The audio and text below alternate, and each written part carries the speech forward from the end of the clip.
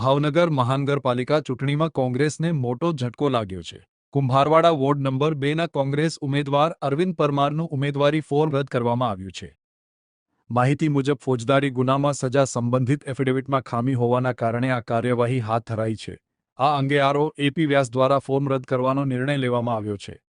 આ મામલે કોંગ્રેસે ભાજપ પર આક્ષેપ કરતા જણાવ્યું છે કે અધિકારીઓ પર ભાજપનો પ્રભાવ છે અને રાજકીય દબાણ હેઠળ નિર્ણય લેવામાં આવ્યો છે। સાથે જ પશ્ચિમ વિસ્તારના ધારાસભ્ય દ્વારા અગાઉથી કાવતરું રચાયું હોવાના પણ આક્ષેપ કરવામાં આવ્યા છે। કોંગ્રેસે જણાવ્યું છે કે તેઓ પોતાના ઉમેદવારને ન્યાય મળે તે માટે હાઈકોર્ટ અને સુપ્રીમ કોર્ટના દ્વાર ખખડાવશે।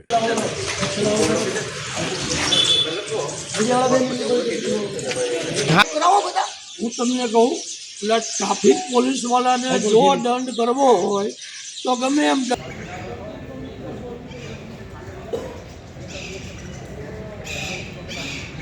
અરે આ બે મિનિટ આ વખતે એમણે એમ કીધું કે ડોક્યુમેન્ટ તમારે રજૂ કરવાના હોય, આ વખતે ડોક્યુમેન્ટ રજૂ કરવાની ના પડી તો એ પરિપત્ર આપણે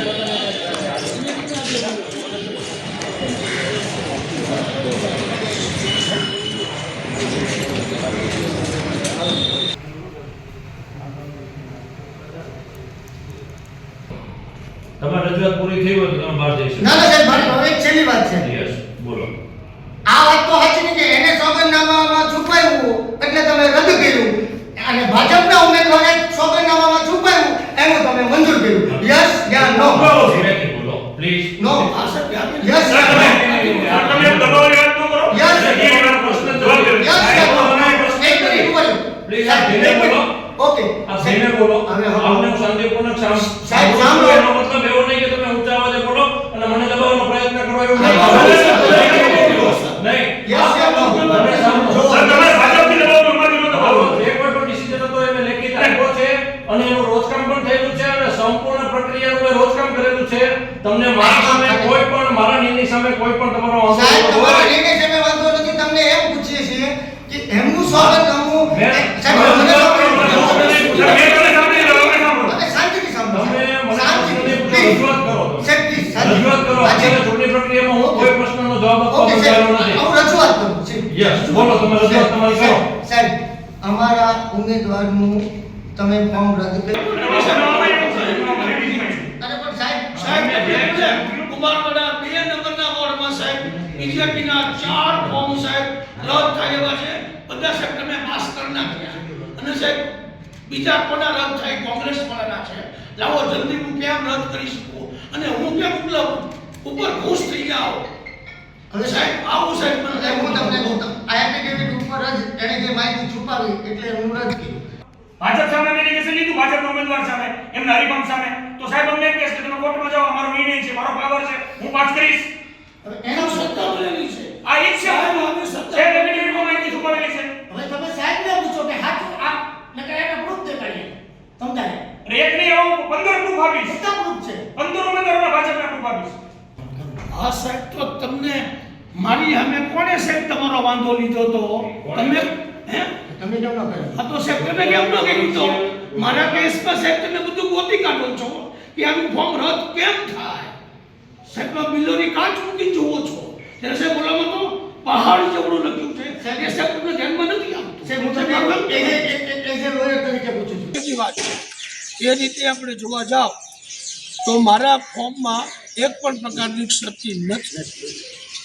મેં જાતે ફોર્મ ભરેલું છે અને ભૂતકાળમાં 4 ફોર્મ મેં ભરેલા છે। જે ઓછું ભણેલા કે જેને પૂરું નોલેજ ન હોય એવા લોકોને પણ હું ફોર્મ ભરાવડાવું। અરુણભાઈ તમે એવું માનો છો કે જાણી જોઈને કર્યું હોય બધું? જાણી જોઈને નહીં, ટાર્ગેટ બનાવીને કર્યું છે। અને સૌથી અગત્યની વાત આપણે એ કરું કે આમાં આ કેસમાં કોઈએ વાંધો લીધો નથી। કોઈ અરજદાર હોય એણે અરજી આપી હોય અને પછી તમે જો નિર્ણય કરતા હોય તો એ પણ ગળે ઉતરે।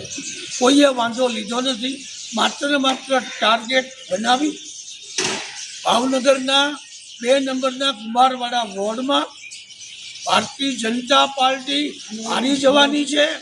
એ બીકમાં ને બીકમાં 2 ભોકાલા થઈને એકાદ 2 ઉમેદવારના ફોર્મ કેન્સલ થાય તો એ કરવાનો કારસો એમને રજૂ થાય। હજી ગમે એટલા પ્રયત્નો કરે હજી અમે ડરવાના નથી. હું અક્ષર પ્રકાશચંદ્ર વ્યાસ, ચૂંટણી અધિકારી વોર્ડ નંબર 1, 2, 3 મહાનગરપાલિકા ભાવનગર અને પ્રાંત અધિકારી ભાવનગર. ચૂંટણી અધિકારી તરીકે મેં મારો જે કોઈ પણ નિર્ણય હતો એ નિષ્પક્ષ રીતે અને કાયદાની જોગવાઈઓ અનુસાર સુવ્યવસ્થિત રીતે બધી જ જોગવાઈઓ ટાંકીને એમને લેખિતમાં આપેલો છે. અસર કયા કારણોસર તેમનો ફોર્મ છે રદ કરવામાં આવ્યો છે? એમનો ફોર્મનો જે હુકમ છે હું તમને લેખિત આપું છું. એમનું જે સોગંદનામામાં જે વિસંગતતા હતી એ બાબતે એમનું ફોર્મ રદ કરવામાં આવ્યું છે. સર તેમનું કહેવું છે કે ભાજપના અનેક ઉમેદવારો નામ કરી છે. એમના આક્ષેપોને હું ફગાવી દઉં છું. ચૂંટણી અધિકારી તરીકે જ્યારે હું કોઈ નિર્ણય કરતો હોઉં ત્યારે મારે નિષ્પક્ષ રીતે અને કાયદાની જોગવાઈઓના આધારે નિર્ણય કરવાનો થાય છે.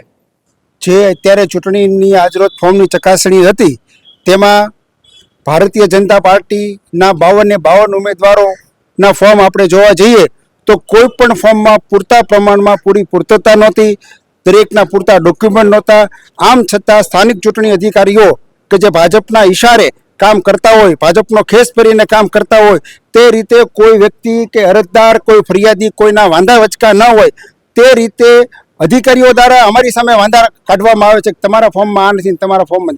આમ છતાં એ ફોર્મની અમે પૂર્તતા કરી દીધી હોવા છતાં એન કેન પ્રકારે જ્યારે કમલમમાંથી આદેશ આવ્યો હોય તે રીતે એક મનસૂબો કરી નક્કી કરીને બેઠા હોય કે કોંગ્રેસના ઉમેદવારનું ફોર્મ કેમ રદ થાય, તેવા દૃઢ સંકલ્પ સાથે આજે એણે ભાવનગરના કુંભારવાડા વોર્ડ નંબર 2ના ઉમેદવારનું ફોર્મ રદ કર્યું છે. હું આપણી સમક્ષ એક પુરાવો રજૂ કરવા માંગુ છું કે પીરછલ્લા વોર્ડ નંબર 6માં ભાજપના ઉમેદવાર ઉષાબેન કિશનભાઈ એ જે ઉમેદવારી કરી હતી તેના ફોર્મમાં એણે જે તેની સામે જે સજા થઈ હતી, 1 વર્ષની નામદાર ચીફ કોર્ટે સજા આપી હતી, એ સજાની કોલમમાં તેણે એવું લખ્યું છે કે મને કાંઈ લાગુ પડતું નથી. આથી અમે નામદાર કોર્ટનો ચુકાદો રજૂ કર્યો કે ભાઈ એને સજા થયેલી છે, એને તમે એનું ફોર્મ ઉમેદવારી રદ કરો. તો પણ ચૂંટણી અધિકારીએ અમારો વાંધો ગ્રાહ્ય રાખ્યો નહીં અને એનું ફોર્મ માન્ય ગણવામાં આવ્યું. જ્યારે વોર્ડ નંબર 2માં કોંગ્રેસના ઉમેદવાર અરવિંદભાઈ ચતુરભાઈની સામે કોઈ વાંધો નથી લીધો, કોઈની ફરિયાદ નથી. આમ છતાં ચૂંટણી અધિકારીએ ભાજપના એજન્ટ બની અને એવું તારણ કાઢ્યું કે અગાઉની 5 વર્ષની ચૂંટણીમાં તમે જે સોગંદનામું કર્યું હતું એમાં તમે આ નહોતું દર્શાવ્યું અને આમાં તમે આ દર્શાવ્યું છે, એટલે તમારા સોગંદનામામાં વિસંગતતા હોવાના કારણે હું તમારું ફોર્મ રદ કરું છું.